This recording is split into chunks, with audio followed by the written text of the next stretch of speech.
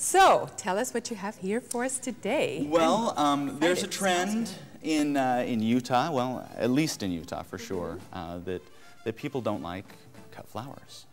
Because they don't last very long. I heard you guys talking earlier. They don't last very long. They're expensive, high maintenance. I've actually included a little recipe for a flower preservative that you guys can post on your website there. Yes, it's really, really easy. It's like that little packet, but it's using household items, lemon juice, bleach, things like that. Well, I had fresh flowers last week because my husband got me some because of, the first week of the show and all that. And so I used your recipe. Good. And they still look great. And it's been a whole week. The last 10 to 12 days. Yeah, I was amazed. So it's a great recipe. Be sure what I do? I always take a picture of my flowers. Remember what they were like back in the day. My 13 dozen, I took a picture. Yeah. That's good. That's great. And people love cut flowers. There's nothing like them.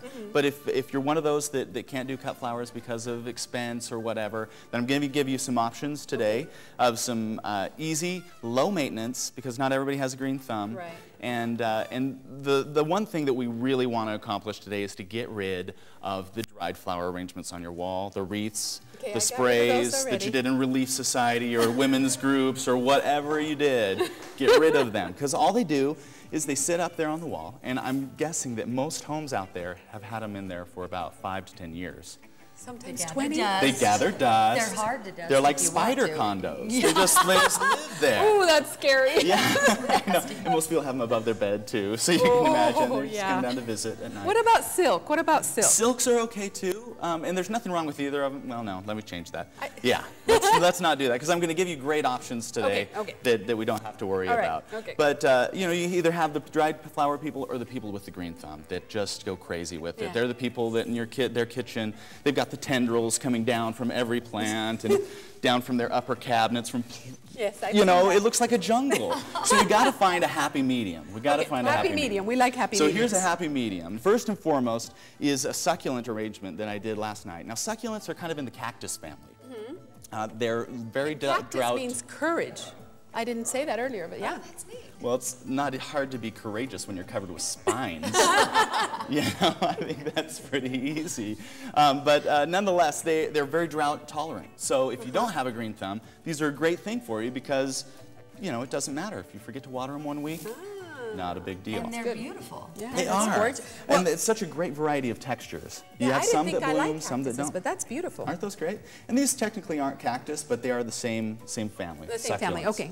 I really love how thick the leaves are. They're just juicy. Come on, go ahead and feel that. I know you want it. I do. I want to. Yes. Now my dogs would especially probably that want to one. eat it. Just squeeze That one's it. really fat. You gotta feel that. Feel this the fat moisture one in there. that, you can just feel it. But it's a nice blend of the masculine and the feminine. You've got some a really nice balanced arrangement there. And they're so easy to do. Go down to your local nursery, hardware store. They have a nice variety there. Next up, we've got some mosses. I was thinking of replacing that one you had on the table with it. You didn't make that, did you? No. All right, good. This is moss, and you can do a variety of different mosses. This is a Scotch moss. It's really easy to take care of. You just take a little mister and cover it with water once a week. It's got such a great texture. Ooh, it just calms you down, doesn't it? It does. It does. You just sit there and pet your moss. For those of you who can't have animals in your apartment. It'll purr after a while. But I like the Scotch moss because it has the little white flowers on it. I like and that. so they're it's just beautiful. starting to bloom there. Makes me it kind of wanna walk creates on it. this own little landscape. Yeah, it's beautiful. What I love is look at this pretty little thing that you've put it in. That's so nice. It's so decorative. I mean, I'd put that on my end table or... Yeah. And that's the thing. It's great as a centerpiece, just under a lamp on your end table, entryway. Your little console table at the entry, whatever you need to. You know what I'm picturing? A little tiny fairy house to put there.